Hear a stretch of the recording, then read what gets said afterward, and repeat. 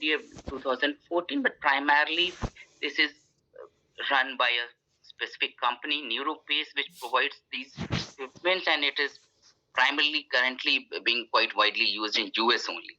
At other places, it's still yet to come. So the issue here is that you can have at least two focus or two electrodes which can be connected at one time with this generator.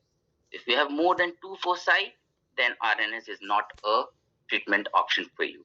So as far as evidence is concerned, so the US studies from US, they showed that along in line with VNS, this also has got an improvement in seizure control over years. So that such that between 60 to 70% of patient can have a 50% seizure reduction by 5 or 6, 7 years of this placement. But yes, it is more invasive than VNS, and you need to do a proper seizure localization. This is not MRI compatible. So if you think that your patient is going to read multiple MRIs, then this is not a therapy and it is just not approved for children. So third is the deep brain. I'm not going into the detail of deep brain stimulation. Now this modality came from movement disorders. So it was quite successful in actually building the hyperkinetic movement disorders, primarily dystonia. So from there, people also started to use it for epilepsy. However, the focus of stimulation differed, and such that in 2018, it got an FDA approval for epilepsy. Now here what happens is that we place the electrode at a particular site deep inside the brain. Majority of times it is the thalamus, and which is then attached to a generator. Here the generator, like VNS, is kept in the upper thoracic region within the soft tissue. So now what is done here is, again, it is an open loop stimulation. We are not targeting a specific seizure foci. We are targeting thalami, and the anterior nucleus of thalamus is the most common target that is being used. And the reason why they chose this, because it has got a proper size where the electrode can actually fit in. It is distant. It is at a distance from the other nearby vascular structures, and it is heavily connected with major parts of the brain, especially the limbic system. So this site is used when you have a refractory temporal lobe epilepsy, and somehow you are not able to go ahead with an epilepsy surgery in that scenario. So again, the study, there is a SANTED trial which was done, which showed that there is a significant improvement that happens. But it again comes with a higher risk of infection, and the issue that there is a constant stimulation which is going on.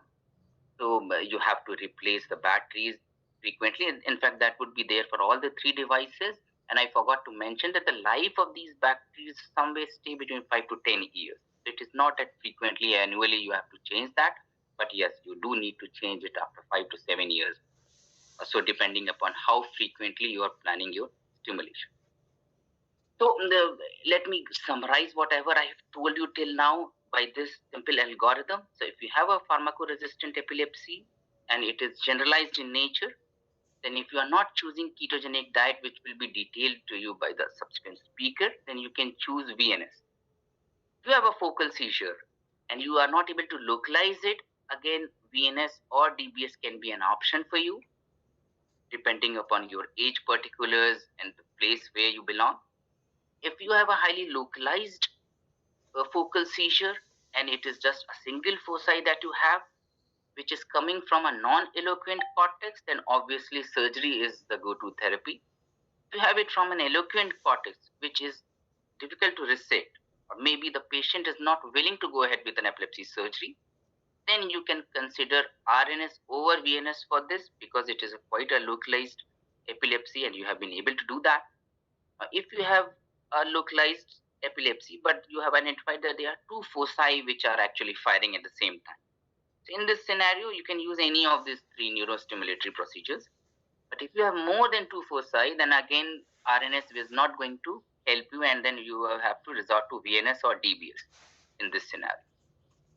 So this was all the invasive neurostimulatory modalities that we have. Now I'll be slightly switching over to an experimental but a completely non-invasive way of stimulating. So that is a transcranial magnetic stimulation. So what happens here is that through a a handheld coil over the scalp, you are non-invasively stimulating the brain. It started way back in 1985 actually, and initially it was used to study the central pathways, the pyramidal system, the cortical excitability. But now the paradigms have evolved and we have new protocols in TMS which can also have a therapeutic effect. And that has been utilized for neuropsychiatric disorders. In fact, it is an FDA approved therapy for depression, for OCD.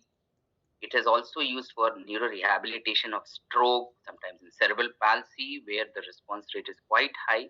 And we are trying to explore its use in epilepsy. So how does it work? So some physics would be required to understand that it works on the principles of electromagnetic induction, or the Faraday's principle. So what happens here is that when you have this handheld coil, so and when the equipment is started, this coil, there is a current that flows around this coil and it produces a magnetic field. So when you keep this coil and on the scalp, and it produces a magnetic field. So now this magnetic field generally doesn't get easily attenuated because of the scalp, the CSF, the fat, and the other brain parenchyma that it has to traverse, which may happen when if you do an transcutaneous electric stimulation. Because it is magnetic waves that are going in, it doesn't get easily attenuated. It reaches to a specific site within the brain, which is generally 2 to 3 centimeter within the cortex. So it also depends upon which coil you are using that can help you to reach further more deeper into the brain, and then the intensity at which you are working. So this certain parameters will help you to titrate your sight, your focus, whether it is slightly deeper or in the superficial structures, depending upon your localization of the epileptogenic zone. So here what it does then, that site where this magnetic field is reaching, it will create an eddy current. This eddy current actually does the neuromodulation. It can bidirectionally modify the excitability of that area. Depending upon the parameters you use, you can either make it hyperexcitable or you can actually inhibit it. So this is the physics behind the use of transcranial magnetic stimulation. Now, this is the device that we have at our institute. So it has got a big box which generates the electromagnetic waves, and in the figure on the right lower end, you see the coil that we have, which is attached to a robotic arm. So this stimulation, so there are multiple parameters that we do. There are multiple protocols that we have in TMS. So we sometimes use a single pulse or a paired pulse. So these are used to do certain diagnostic studies. So these are very helpful in real time assessing what is the state of cortical excitability. So it is something like your nerve conduction studies, where you stimulate the peripheral nerves, you see a response, and you document that what was the velocity, what was the amplitude, Cmaps. Similarly, here we're using these single or paired pulse parameters. We are able to document how the cortical pathways are behaving. What is the excitability status of this? And then we have additional parameters, additional protocols, which by repetitive stimulation, they are able to induce a long-lasting change in that particular part which is getting stimulated. Because of this long-lasting effect, it leaves a therapeutic change. It creates a therapeutic change there. So that is how it can be used for certain scenarios like epilepsy. It can be used for depression. It can be used for stroke. So the same thing is... Dr. Prashant, sorry to this thing, but our time here is limited. Yeah. I'll close it. I'll close it in another 3 minutes now. Okay, thank you. These are the single and paired stimulations that we do.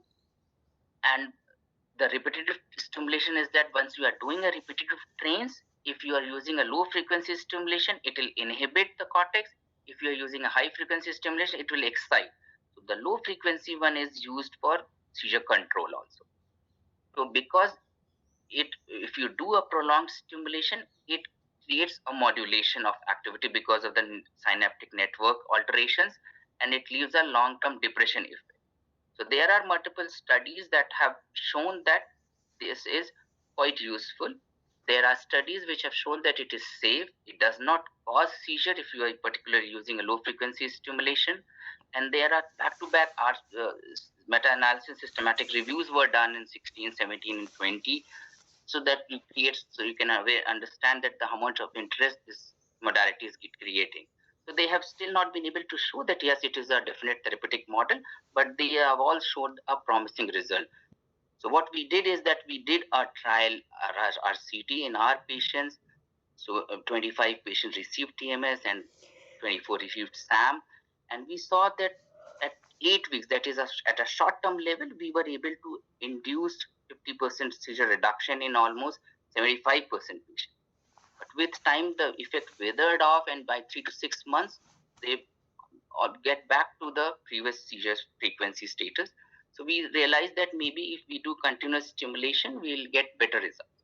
And this is how the seizure frequency focus, it started to reduce when the stimulation started, and then it stayed reduced up to 8 weeks post therapy. We also utilized this modality to look at the cortical excitability status of patients. And what we saw is that we did it in a particular subgroup of patients with ESCS.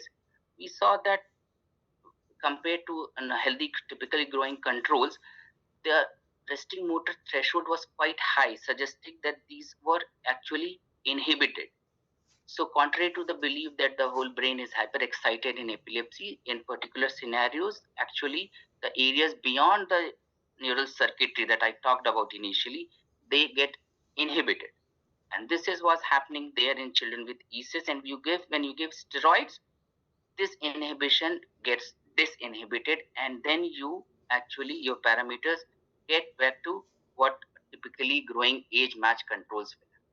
So these were exciting results. It tells us how the brain behaves and maybe a therapeutic also.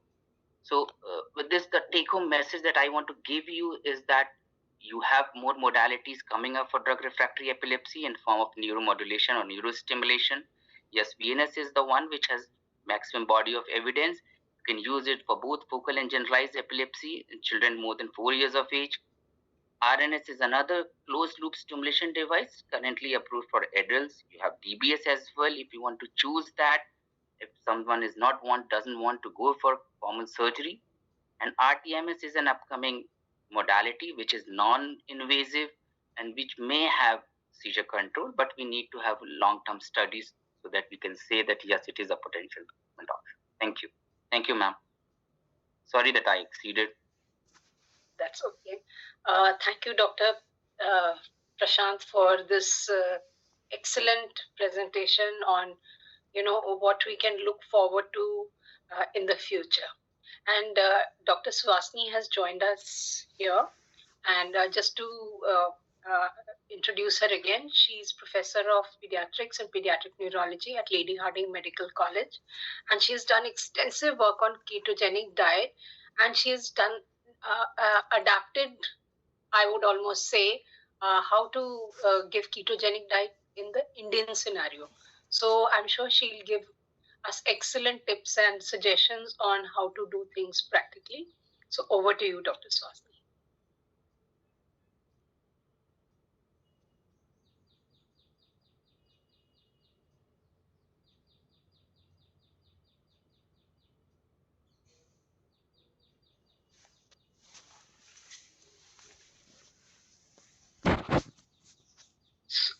So do please, you can interact with the residents and ask them questions along the way.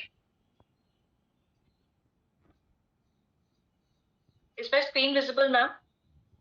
Yes, we can see you. You can see the slides. Okay. Thank you, ma'am, for this opportunity, and good morning to all of you. So I will provide basically a brief overview of the ketogenic diet basics, which as far as pediatric neurology trainees, which you should know. I'm not going into big depths because it's a huge topic, but I'll give you a flavor of what it is, and so which are the patients who we need to give, what you need to monitor, how do we modify it, and so on. So the ketogenic diet basically is a high-fat, low-carbohydrate diet and a restricted protein, it leads to ketosis, and it has to be given under medical supervision. So this is the history of this diet is very interesting because it's been there now for more than 100 years. So it has been known since biblical times that fasting reduces seizures. It's been reported in the Bible, and even Hippocrates has reported it in his writings. And but in the 20th century, it was in 1921. Before at this time, remember the only anti-seizure medications which were there were bromides. So in 1921, there was an osteopathic physician called Ralph Galen who reported on the use of fasting